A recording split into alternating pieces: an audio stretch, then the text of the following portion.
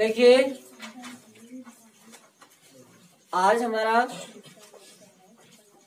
पहला जो था पैसिव वॉइस में नंबर 1, ध्यान रखने वाली बात क्या है कि जो नंबर 1 था हमारा जो एफर्मेटिव, जो हमारे साधारण वाक्य पहला, वो हमारा पूरा हो चुका है उसमें, क्योंकि हमने आपको बताया कि जो पैसिव वॉइस होती है वो 3 प्रकार की होती है। ध्यान रखना, पैसिव वॉइस 3 प्रकार से किसी भी पैसिव वॉइस के वाक्य को बना सकते हैं हम, जिसमें पहला था हमारा एफर्मेटिव, दूसरा था इंटेरोगेटिव और तीसरा है हमारा इम्परेटिव।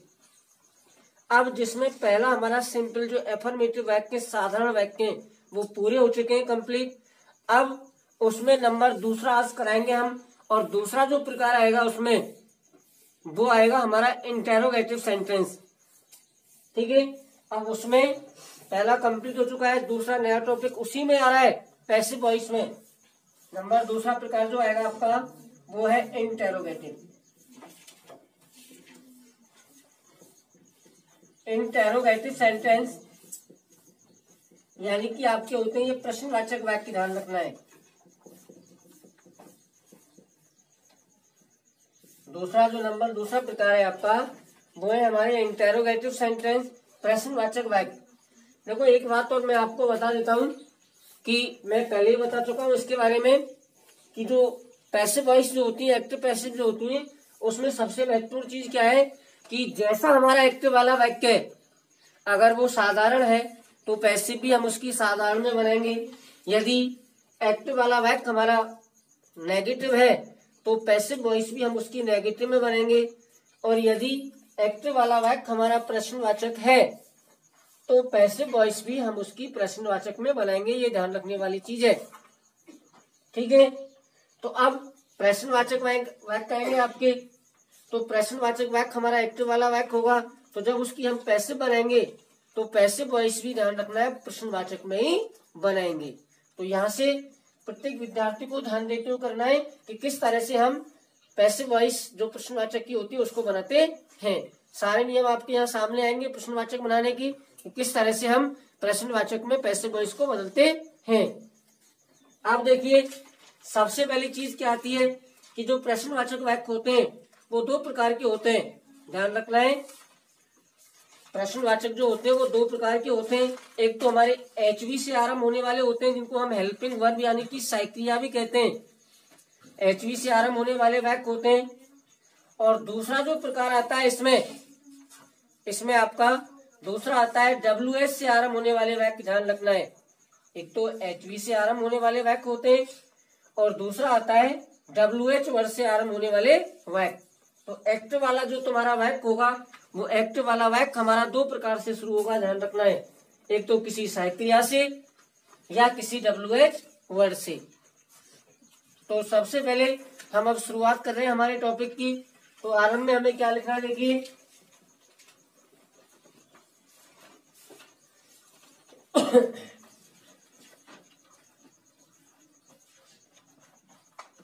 प्रश्नवाचक वाक्य मुख्य रूप से प्रश्नवाचक वाक्य मुख्य रूप से 2 प्रकार से आरंभ होते हैं।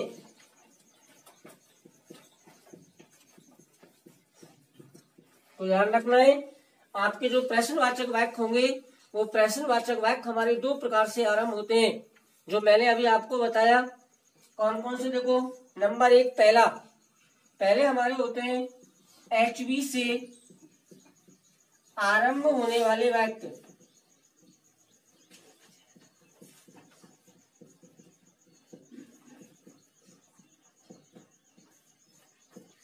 नंबर 1 पहला प्रकार आता है हमारा एचवी से आरंभ होने वाले वाक्य, और इसी में जो दूसरा आता है वो होता है डब्ल्यूएच वर्ड से आरंभ होने वाले वाक्य।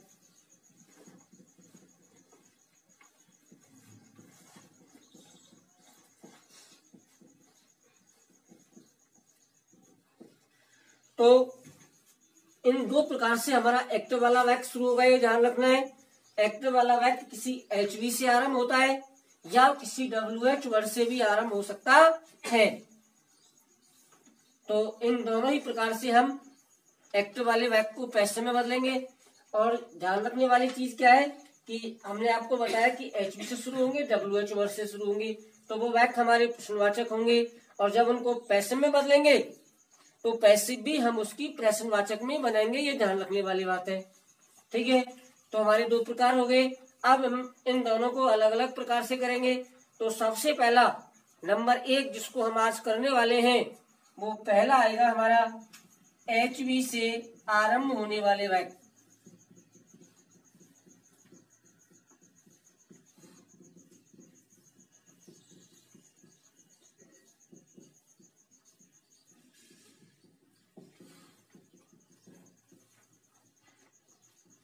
नंबर 1 पहला जो हमारा आएगा प्रश्नवाचक में वो आएगा HV से आरंभ होने वाले वाक्य। अब देखो कि यदि कोई भी हमारा एक्टिव वाला वाक्य किसी क्रिया से शुरू होता है तो हम उसकी पैसिव वॉइस किस तरह से बनाएंगे, वो ध्यान रखने वाली चीज ये आएगी अब आपकी।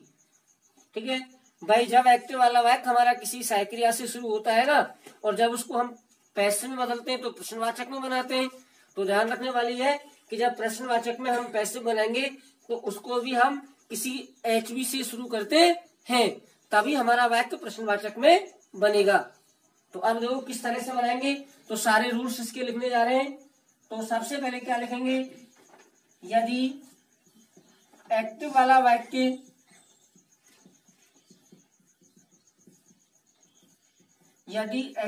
वाक्य किसी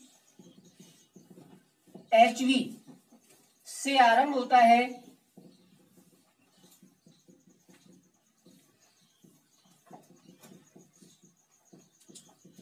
यदि एक्टिव वाला वाक्य किसी HV से आरंभ होता है तो ऐसे वाक्यों की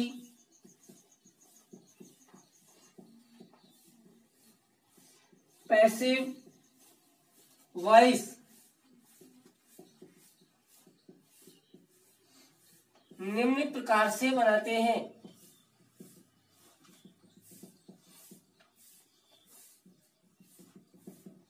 देखिए, तो हमने यहाँ पे इसका इंट्रोडक्शन दे दिया है, इसका ये परिचय आपका हो गया कि मान लीजिए जब कोई वाक्य हमारा किसी क्रिया से शुरू हो रहा है, कोई भी क्रिया हो सकती है, किसी भी क्रिया से शुरू हो सकता है, फिक्स नहीं है कि साइड नहीं डू से होगा या डस से होगा या डिड से होगा, इतनी सारी क्रियाएं, उनमें से किसी भी क्रिया से आपका एक्टिव वाला वाक्य शुरू हो सकता है। ठीक है, और जब आपका एक्टिव वाला वाक्य किसी क्रिया से शुरू होता है तो अब देखो उसकी हम पैसिव वॉइस किस तरह से बनाएंगे। तो 1 बाई 1 पॉइंट लिखेंगे, तो उस पॉइंट के आधार से हमें पैसिव बनानी है। तो पहला पॉइंट आएगा नंबर 1 किसका, देखिए कैसे बनाएंगे। सबसे पहले एक्टिव से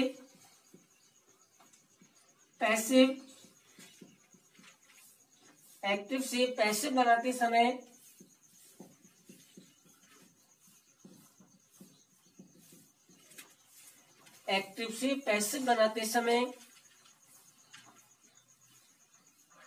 सबसे पहले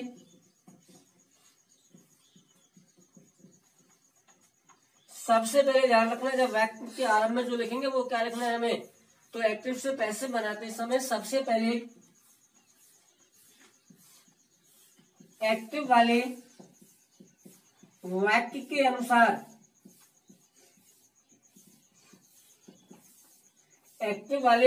अनुसार HV का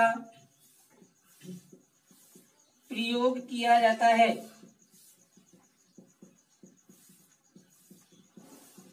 तो सबसे पहले काम वही करना है कि जब हम एक्टिव से पैसिव बनाते हैं तो एक्टिव वाला वाक्य जिस टेंस में होगा, ध्यान रखना उसी टेंस के अनुसार सबसे पहले हमें क्रिया का प्रयोग करना है।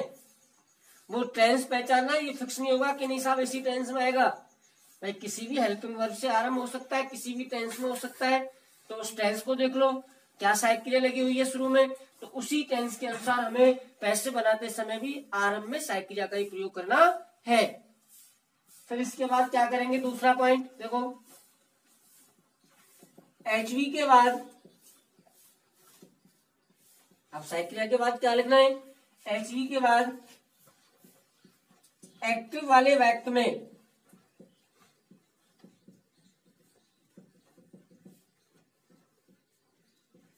एचवी के बाद एक्टिव वाले वाक्य में क्रिया के बाद वही काम करना है। क्रिया के बाद दिए गए कर्म को कर्ता के स्थान पर दिए गए कर्म को कर्ता के स्थान पर कर्ता कारक के रूप में लिख देते हैं। तो अब नेक्स्ट आगे क्या करेंगे, जब हमारी आरंभ में हमने हेल्पिंग वर्ब लिखी, सहायक क्रिया लिखी, सहायक क्रिया के बाद क्या करना है कि एक्टिव वाला जो वाक्य है हमारा, उस एक्टिव वाले वाक्य में जो क्रिया दी हुई है जैसा हमने पहले किया, तो उस क्रिया के बाद जो ऑब्जेक्ट है कर्म है, उस ऑब्जेक्ट को हमें एचवी के बाद लिखना है, कर्ता बनाकर के ध्यान रखना है। इसके बाद थर्ड नेक्स्ट आगे क्या करना है, कर्ता आ गया हमारा, कर्ता के बाद क्रिया की, जब कर्ता हमारा आ गया तो कर्ता के बाद क्रिया की थर्ड फॉर्म लिखते हुए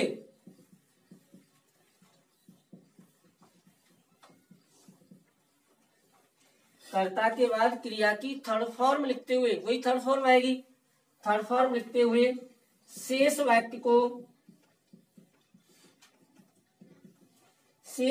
को पूर्व नियमानुसार बदल देते हैं तथा अंत में प्रश्नवाचक चिन्ह लगा देते हैं।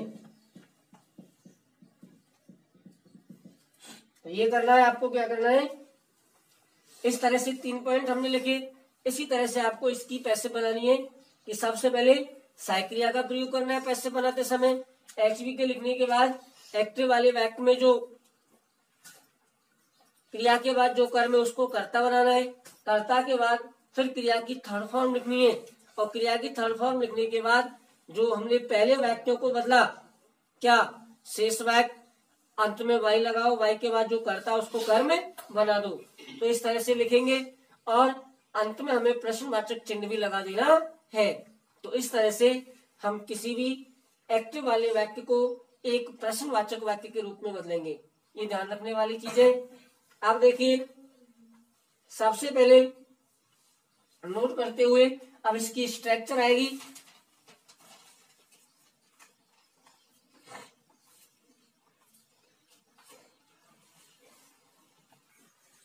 अब देखिए, तो इस तरह से आपको पैसे बनानी है, ध्यान रखना है, पॉइंट लेके। अब इसकी स्ट्रक्चर आएगी, देखो एज ए फॉर्मूला, सूत्र किस तरह से हम पैसे बनाएंगे वो देखिए। तो सबसे पहली चीज मैंने आपको बताई, क्या बताई मैंने आपको कि जब एक्टिव से पैसिव हम बनाएंगे तो पैसे बनाते समय जब हमें वाक्य को प्रश्नवाचक बनाना है तो पैसे वाले वाक्य के आरंभ में एचवी का प्रयोग करना है, ध्यान रखना। सबसे पहले सहायक क्रिया आएगी, कोष्टक में लिखना है यहाँ पे वाक्यानुसार, ये ध्यान रखना है। सबसे पहले एचवी कोष्टक में लिखना वाक्यानुसार। क्यों? क्योंकि जिस टेंस में एक्टिव वाला वाक्य होगा उसी टेंस के अनुसार हम शुरू में सहायक क्रिया लिखेंगे। फिक्स नहीं है कि नहीं साहब इज लिखिया, आर लिखिया, डू लिखिया, डज, जैसा एक्टिव वाला वाक्य होगा उसी के अनुसार आएगी, ध्यान रखना। प्लस इसके बाद आपका सब्जेक्ट आएगा कर्ता। जो एक्टिव वाले वाक्य में कर्म है, क्रिया के बाद जो ऑब्जेक्ट है कर्म है उसे कर्ता बनाएंगे, तो सब्जेक्ट और कोष्टक में ऑब्जेक्ट। प्लस इसके बाद आएगी V3, क्रिया की जो थर्ड फॉर्म लिखनी है हमें। क्रिया की थर्ड फॉर्म लिखने के बाद आप पहले एक काम करो, जो आपका शेष वाक्य बच गया EPC उसको लिख दो। जो शेष वाक्य बच गया हमारा उसको लिखो ETC प्लस अंत में क्या करना है, बाई लगाना है। बाई के बाद ऑब्जेक्ट आएगा कर्म। कर्म कौन सा आएगा यहाँ पे, सब्जेक्ट, क्योंकि यहाँ एक्ट वाले वाक्य में जो कर्ता होता है उसको लास्ट में हम ऑब्जेक्ट बनाते हैं, कर्म बनाते हैं, और अंत में अपन को प्रश्नवाचक चिन्ह लगा देना है। तो इस तरह से या तो कोष्टक में हमने ऑब्जेक्ट लिखा, क्यों लिखा, क्योंकि कर्म को कर्ता बनाया। वहां पे कोष्टक में सब्जेक्ट लिखा, क्यों, क्योंकि वहां पे हमने कर्ता को कर्म बनाया। तो इस तरह से आपको एक प्रश्नवाचक वाक्य को पैसिव में बदलना है। ठीक है, अब मैं आपको एग्जाम्पल बताऊंगा किस तरह से आएगा। तो प्रत्येक विद्यार्थी को नोटिस देते हुए ध्यान से उसको देखना है कि किस तरह से हम एक प्रश्नवाचक वाक्य को जो HV से आरंभ होता है उसको बदलते हैं। देखो, does she give me a glass of water, और प्रश्नवाचक चिन्ह लगा दिया हमने। ये हमारा एक्टिव वाला वाक्य है कि does she give me a glass of water. अब हमारे पास इस वाक्य को पहचानने के लिए दो चीजें हैं। इस वाक्य को, ये जो सेंटेंस हमने लिखा है यहाँ पे, इसको पहचानने के लिए हमारे पास दो चीजें हैं। दो चीजों से इसको हम पहचान सकते हैं कि ये एक्ट वाला वाक्य हमारा प्रश्नवाचक है।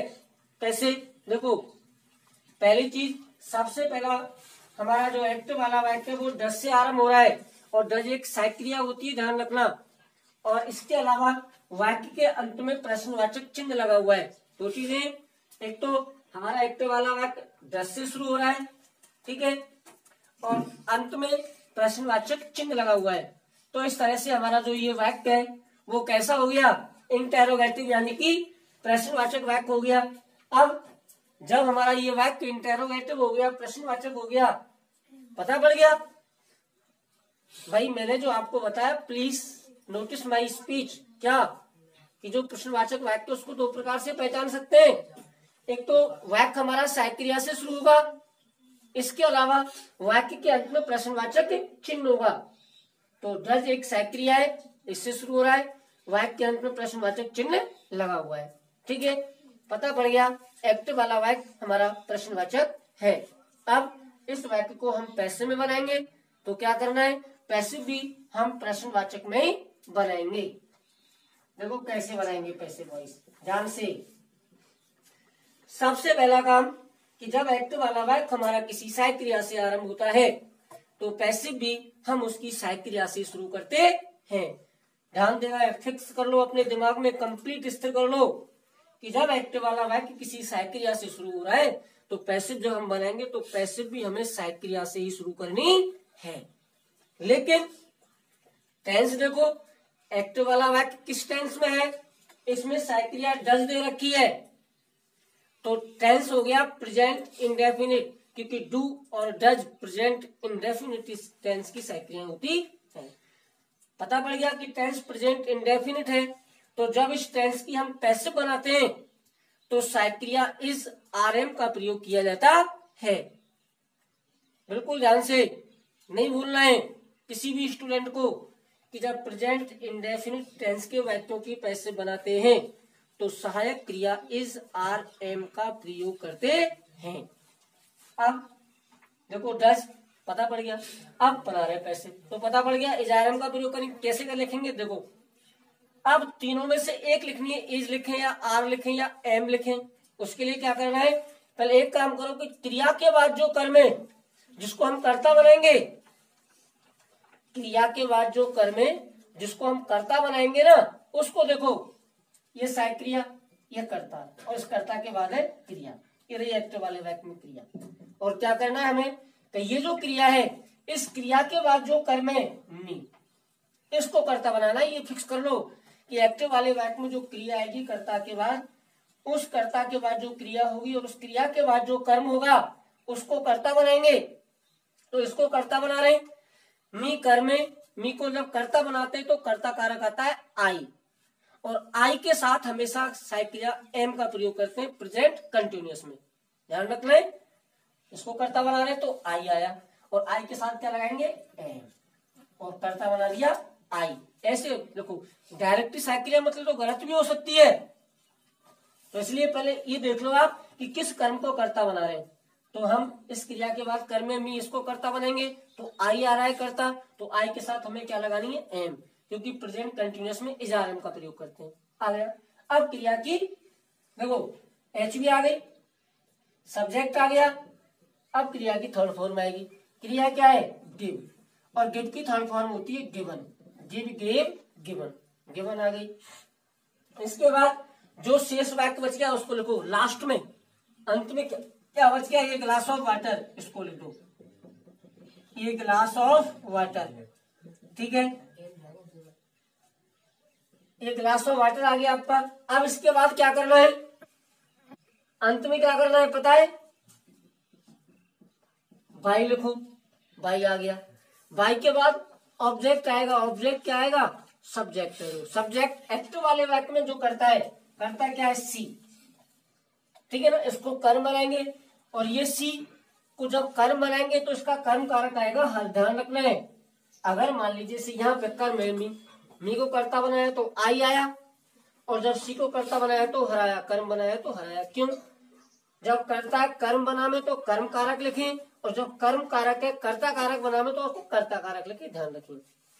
तो एम आई गिवन ये glass of water by her, और अंत में प्रश्नवाचक चिन्ह, इस तरह से बनाना है। एक एग्जाम्पल तो आपका ये है।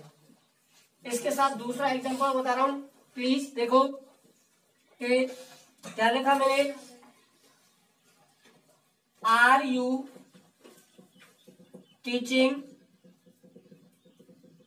अस इन द क्लास, और प्रश्नवाचक चिन्ह लगा दो। मैंने लिखा are you teaching us in the class, ये एक्टिव वाला वाक्य है हमारा। अब इस एक्टिव वाले वाक्य को हमें पैसे में बदलना है। देखो किस तरह से इस एक्टिव वाले वाक्य को पैसे में बदलेंगे।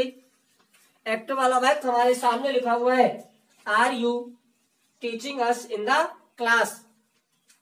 सबसे पहली चीज क्या करना है,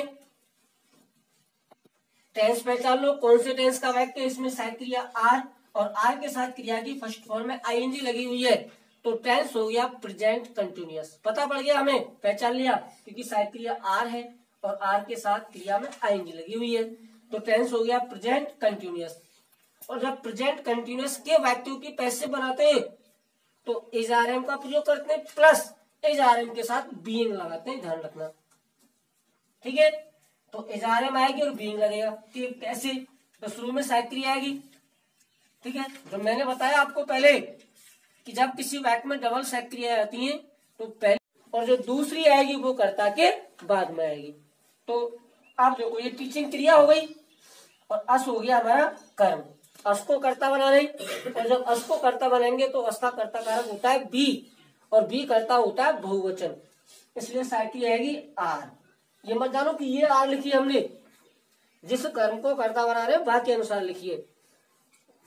तो आर कर्ता बना दिया, वो साइड क्रिया आ गई हमारी। इसके बाद किस कर्म को कर्ता बनाया, अस को, तो आया बी। अब बीइंग लिखेंगे तो कर्ता के बाद आ जाएगी बीइंग। ये ध्यान रखें, अगर डबल साइड क्रिया आवे तो पहली साइड क्रिया आ गई शुरू में और दूसरी आ जाएगी कर्ता के बाद में। अब थर्ड फॉर्म टीच की हो जाएगी टॉट। ठीक है, अब शेष क्या बच गया लास्ट में, इन द क्लास, इसको लिखो। अब बाई लगा दो, बाई के बाद जो करता है उसको कर्म बना दो। करता है यू, यू को जब कर्म बनाएंगे तो यू का कर्म कारक भी यू आएगा, और प्रश्नवाचक चिन्ह। तो इस तरह से हम एक एक्ट वाले वाक्य को पैसे में बदलते हैं। ये दो एग्जाम्पल मैंने आपको बताए, कुछ एग्जाम्पल मैं एक्सरसाइज के रूप में यहाँ पे लिख रहा हूँ। देखो थर्ड तीसरा वाक्य, दो तीन एग्जाम्पल मैं यहाँ पे लिखने जा रहा हूँ। Did she read English with me.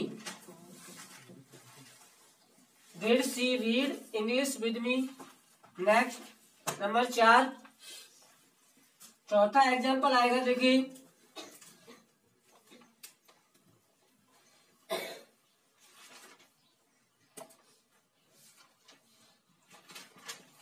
will you play football with them?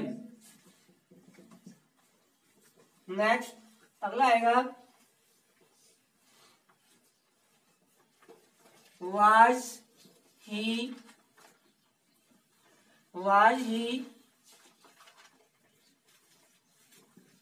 singing a song on the stage? और एक वाक्य और दे रहा हूं अंतिम यहाँ पे, do you ask her about them? ये 4 वाक्य मैंने यहाँ पे लिखे हैं। इन 4 वाक्यों को आपको एज ए एक्सरसाइज के रूप में बनाना है और इसके साथ ही आज का जो हमारा टॉपिक है वो हम यहीं पर समाप्त करेंगे। बाकी नेक्स्ट आगे बढ़ेंगे बाद में।